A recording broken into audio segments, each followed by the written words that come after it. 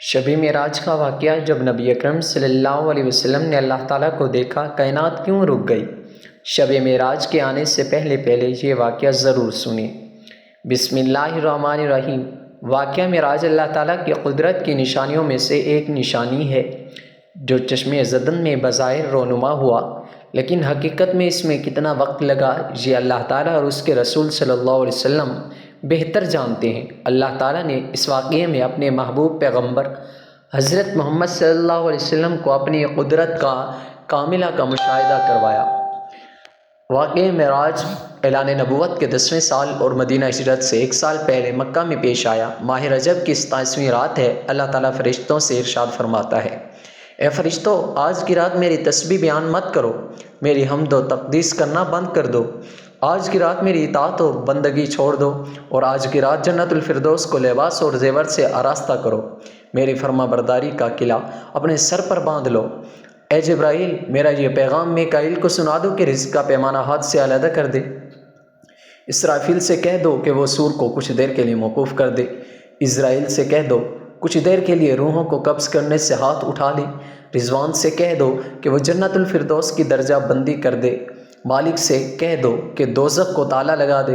خنبریں کی روحوں سے کہہ دو کہ آراستہ اور پیراستہ ہو جائیں اور جنت کے محلوں کی چھتوں پر صف بستہ کھڑے ہو جائیں، اور جنت کے جو محل ہیں ان کی چھتوں پر اس طرح سے کھڑے ہوں کہ یوں معلوم ہو جیسے سر بستہ کھڑے ہیں۔ مشرق سے مغرب تک جس قدر قبریں ہیں ان سے عذاب ختم کر دیا جائے۔ آج کی رات شب معراج میرے محبوب حضرت محمد صلی اللہ علیہ وسلم کے استقبال کے لیے تیار ہو جاؤ۔ آج کی اس ویڈیو میں واقعہ معراج النبی صلی اللہ علیہ وسلم کو قرآن و حدیث اور سیرت کی روشنی میں بیان کیا جائے گا۔ چشم زدن میں عالم بالا کا نقشہ بدل جاتا ہے۔ حکم ربی ہو، اے جبرائیل، اپنے ساتھ 70,000 فرشتے لے جاؤ۔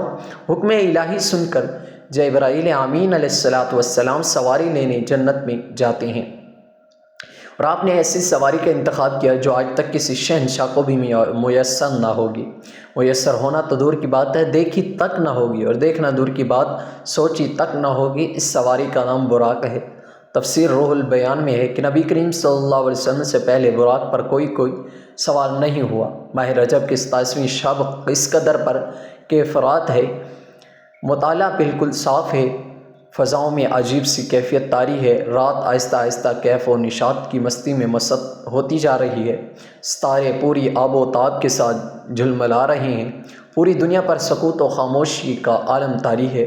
نصف شب گزرنے کو ہے کہ یک آسمانی دنیا کا دروازہ کھلتا ہے۔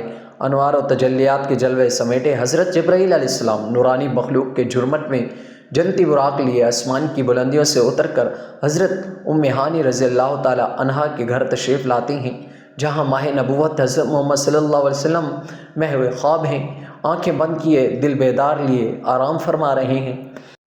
حضرت جبرائیل امین علیہ السلام ہاتھ باندھ کر کھڑے ہیں اور سوچ رہے ہیں کہ اگر آواز دے کر جگایا تو بے ادبی ہو جائے گی۔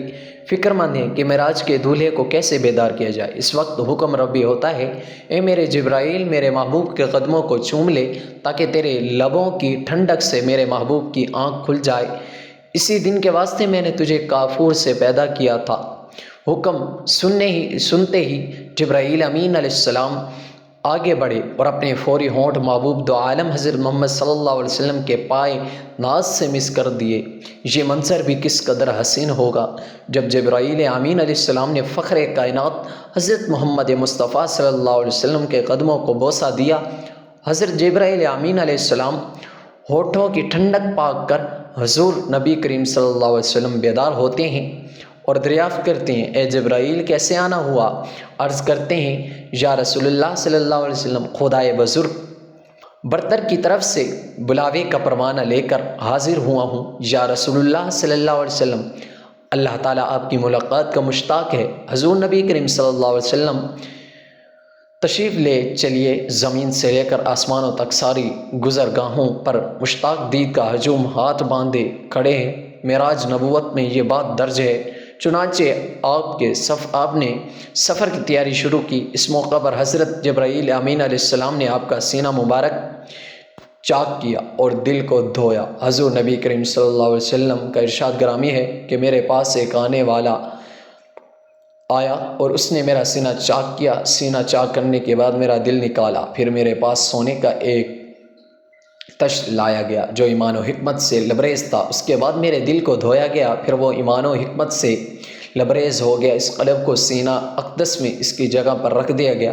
بخاری شریف کی جلد نمبر اول میں صفحہ نمبر 568 پر یہ بات درج ہے۔ مسلم شریف کی بات کی جائے تو جلد اول صفحہ نمبر 92 پر یہ بات ہے کہ مسلم شریف میں ہے کہ حضرت جبرائیل علیہ السلام نے سینہ چاک کرنے کے بعد قلم مبارک کو نرم زمزم کے پانی سے دھویا اور سینہ مبارک میں رکھ کر سینہ بند کر دیا۔ حضرت جبرائیل امین علیہ السلام فرماتے ہیں کہ قلب ہر قسم کی کجی سے پاک اور بے عیب ہے، اس میں 2 آنکھیں ہیں جو دیکھتی ہیں اور 2 کان ہیں جو سنتی ہیں۔ یہ فتح الباری کی روایت ہے، جلد نمبر 13 صفحہ نمبر 610 پر۔ سینہ اقدس کے شق کیے جانے میں کئی حکمتیں ہیں، جن میں ایک حکمت یہ ہے کہ قلب اطہر میں ایسی قوت قدسیہ شامل ہو جائے جس سے آسمانوں پر تشریف لے جانے اور عالم سوات کا مشاہدہ کرنے، بالخصوص دیدار الہی کرنے میں کوئی وقت اور دشواری پیش نہ آئے۔ پھر آپ صلی اللہ علیہ وسلم کے سر انور پر امامہ باندھا گیا۔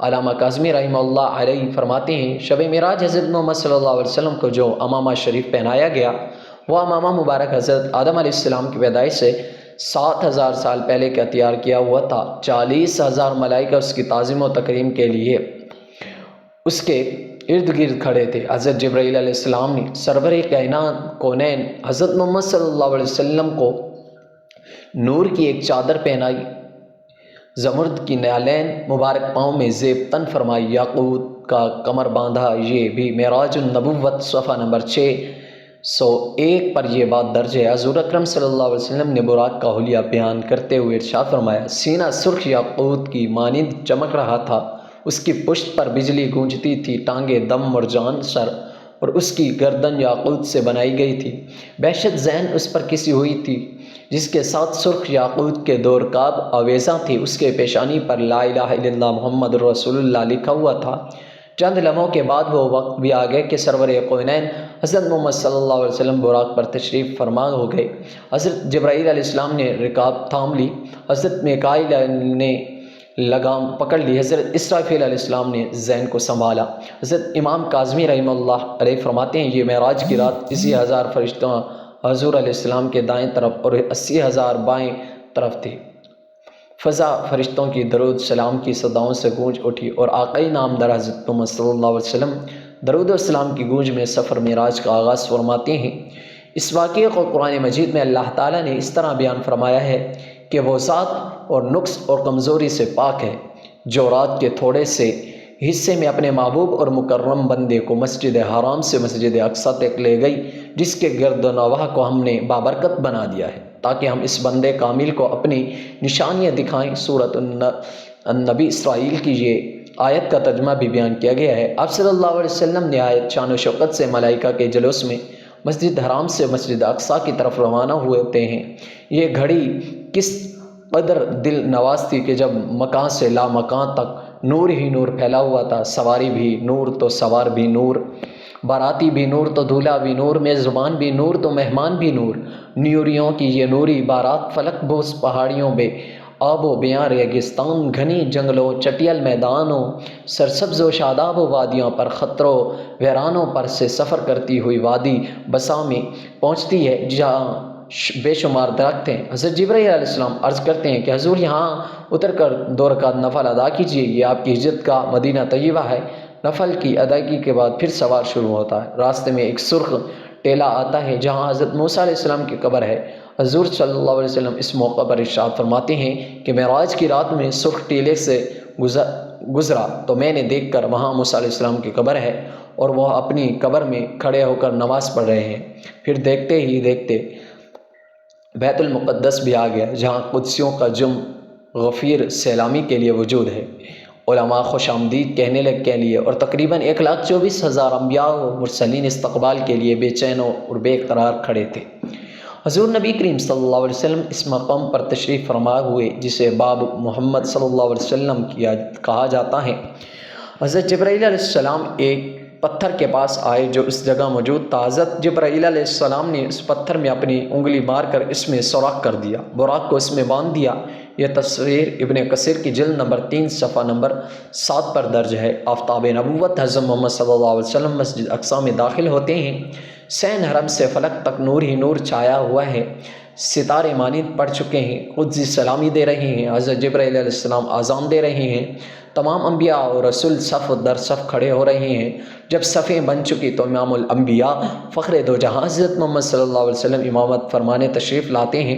تمام انبیاء اور رسول امام الانبیاء کے اقتدار میں 2 رکعت نماز ادا کر کے اپنی نیاز مندی کا اعلان کرتے ہیں۔ ملائکہ اور انبیاء سب کے سب تبسم خم کیے ہوئے ہیں، کھڑے ہیں۔ تسلیم بیت المقدس نے آج تک ایسا دل نواز منظر اور روح پرور سامان نہیں دیکھا۔ وہاں سے عظمت اور رفعت کے مرچم پر پھر بلند ہونے شروع ہو جاتے ہیں۔ درود و سلام سے فضا ایک مرتبہ پھر گونج اٹھتی ہے۔ سرور کونین حضرت محمد صلی اللہ علیہ وسلم نوری مخلوق کے جھرمٹ میں آسمان کی طرف روانہ ہوتے ہیں، اور یہاں سے پھر وہ واقعہ معراج شروع ہوتا ہے۔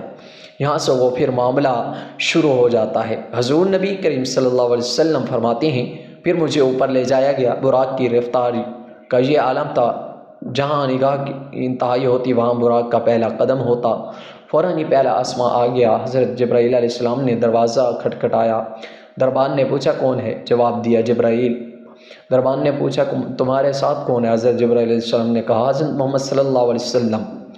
دربان نے کہا مرحبا، دروازے انہی کے لیے کھولے جائیں گے۔ چنانچہ دروازہ کھولا گیا۔ رحمت عالم صلی اللہ علیہ وسلم کی ملاقات حضرت آدم علیہ السلام سے ہوئی۔ انہیں بتایا گیا کہ یہ آپ کے جلیل و قدر فرزند ہیں، ختم المرسلین ہیں، یہ حضرت محمد صلی اللہ علیہ وسلم ہیں۔ آقائے دو جہاں صلی اللہ علیہ وسلم کے دادا جان کہہ کر آدم علیہ السلام کی بارگاہ میں سلام ارشاد فرمایا۔ حضرت آدم علیہ السلام نے سلام کا جواب بھی عرض کیا اور اپنے عظیم فرزند کو دعاؤں سے بھی نوازا۔ اس کے بعد مہمان عرش حضور پر نور صلی اللہ علیہ وسلم کو دوسرے آسمان کی طرف اٹھایا گیا۔ پہلے آسمان کی طرح بواب نے دوسرے آسمان کا بھی دروازہ کھولا۔ یہاں حضور صلی اللہ علیہ وسلم کی سیدنا عیسیٰ علیہ السلام اور یحییٰ علیہ السلام سے ملاقات ہوئی۔ اس یادگار ملاقات اور آسمان کے ملکوتی مشاہدات کے بعد آپ صلی اللہ علیہ وسلم کو تیسرے آسمان کی طرف اٹھایا گیا۔ تیسرے آسمان پر حضور صلی اللہ علیہ وسلم کی ملاقات سیدنا یوسف علیہ السلام سے کروائی گئی۔ تیسرے آسمان کے مشاہدات نورانی کے بعد حضور صلی اللہ علیہ وسلم کو چوتھے آسمان پر پہنچایا گیا۔ چوتھے آسمان پر تاجدار کائنات صلی اللہ علیہ وسلم کی ملاقات حضرت ادریس علیہ السلام سے کی گئی۔ اس طرح حضور صلی اللہ علیہ وسلم سفر معراج طے کرتے ہوئے 5ویں آسمان پر پہنچے تو وہاں حضرت ہارون علیہ السلام سے ملاقات ہوئی۔ 6ویں آسمان پر حضور صلی اللہ علیہ وسلم کی ملاقات سیدنا موسیٰ علیہ السلام سے ملاقات ہوئی۔ حضرت موسیٰ علیہ السلام کی چشمان مقدس اشکبار ہو گئیں۔ حضور صلی اللہ علیہ وسلم کی عظمت اور رفعت کو دیکھ کر رشک کے آنسو چھلک پڑے۔ آپ کی زبان اقدس سے بے اختیار نکلا کہ خدائے بزرگ کو برتر کے یہ وہ برگزیدہ رسول ہیں جن کی امت کو میری امت پر شرف عطا کیا گیا۔ میری امت پر جسے بزرگی عطا ہوئی یہ وہی رسول برحق ہے جن کی امت کو میری امت کے مقابلے میں کثرت کے ساتھ جنت میں داخل کیا گیا۔ مہمان نزی حضور رحمت عالم صلی اللہ علیہ وسلم کی ملاقات 7ویں آسمان پر حضرت ابراہیم علیہ السلام سے ہوئی۔ اس کے بعد حضرت محمد صلی اللہ علیہ وسلم جو تخلیق میں واحد ہستی ہیں، جبرائیل امین کے ساتھ سدرۃ المنتہا تک سفر کیا۔ اس مقام پر اللہ تعالیٰ نے انسانوں کو 5 نمازوں کا تحفہ عنایت کیا۔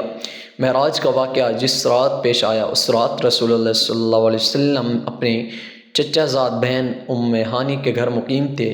آپ نے یہ بات لوگوں کو بتائی تو سب نے اسے ہلکا لیا اور مشرکین طعنہ دینے لگے کہ رسول اللہ راتوں رات آسمان گئے ہیں۔ سب نے تردید کی، پر جب لوگوں نے حضرت ابوبکر کو اس واقعے کے متعلق آگاہ کیا تو ابوبکر نے فوراً تصدیق کرتے ہوئے کہا کیا یہ بات رسول اللہ نے بتائی ہے؟ لوگوں نے کہا ہاں بالکل۔ ابوبکر نے کہا رسول اللہ نے بتائی ہے پھر تو سچ ہے۔ حضرت ابوبکر کی اس بات نے رسول اللہ کو بہت متاثر کیا اور آپ صلی اللہ علیہ وسلم نے حضرت ابوبکر کو صدیق کا لقب دیا۔ مکہ کے ایک شخص جو شام اور فلسطین زیادہ سفر کیا کرتا تھا آیا اور بولا اگر آپ واقعی راتوں رات مسجد اقصیٰ اور پھر آسمانوں میں گئے ہیں تو مجھے مسجد اقصیٰ کا پتہ ہے، میں آپ سے سوالات پوچھتا ہوں، آپ جواب دیں۔ پھر اس شخص نے رسول اللہ صلی اللہ علیہ وسلم سے مسجد اکثر اس کے خود و خال کے متعلق بے شمار سوالات کیے اور رسول اللہ صلی اللہ علیہ وسلم نے سب کے ٹھیک ٹھیک جواب دے کر اس شخص نے رسول اللہ کے تمام جوابات کو درست قرار دیا۔ رسول اللہ صلی اللہ علیہ وسلم نے اللہ کے پردے میں بات کرنے کا شرف اللہ سے پردے میں بات کرنے کا شرف حاصل کیا جو اور کسی کو حاصل نہیں ہوا۔ کائنات کی اس افضل ترین رات میں حضرت محمد صلی اللہ علیہ وسلم کو 50 نمازیں بطور تحفہ دیں، جن کی تعداد بہت میں کم کر کے 5 کر دی۔ اللہ پاک ہمیں دین کا پیروکار بنائے اور ہمیں حضور کے نبی کریم صلی اللہ علیہ وسلم کے نقش قدم پر چلنے کی توفیق عطا فرمائے۔ ناظرین، کمنٹ باکس میں اللہ تعالیٰ کے 99 ناموں میں سے ایک نام ضرور ٹائپ کریں۔